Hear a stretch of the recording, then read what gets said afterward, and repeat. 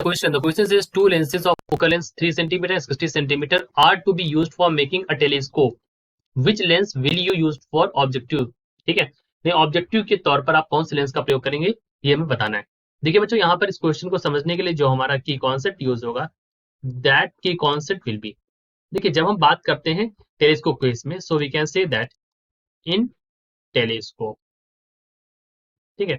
Telescope में देखिए हमारे पास दो तरह के मतलब वो लेंस होते हैं, एक हमारा होता है ऑब्जेक्टिव, एक हमारा होता है आईपीस।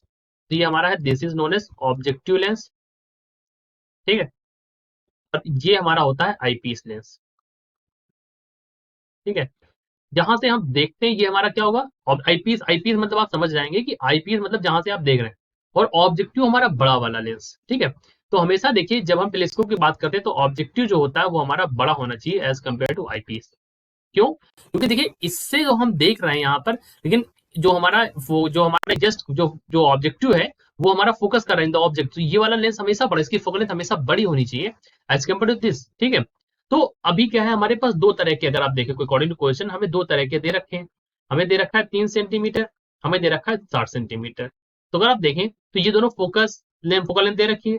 तो आप यहाँ पर देखें तो ऑब्जेक्टिव के लिए आप 60 का यूज करेंगे, आईपीएस के लिए आप 3 सेंटीमीटर का यूज करेंगे, ठीक है। क्यों? क्योंकि हमने बताया आपको कि यहाँ पर जो टेलीस्कोप के केस में हमारा ऑब्जेक्टिव का फोकल लेंथ ज्यादा होना चाहिए। अब देखिए क्वेश्चन में क्या पूछा गया, क्वेश्चन में इन्होंने पूछा है कि which lens will you use for objective, इनमें से कौन सा ऑब्जेक्टिव के लिए यूज करोगे आप। तो यहाँ पर हमने आपको बताया कि ऑब्जेक्टिव के लिए कौन सा यूज करेंगे, 60 सेंटीमीटर। अगर आपसे आईपीएस पूछते तो आईपीएस के लिए आप क्या बोलते, ये हमारा आंसर होता है 3 centimetre. So this is our answer that we will use 60 centimetre for the case of objective lens. I hope you understood it well. Best of luck.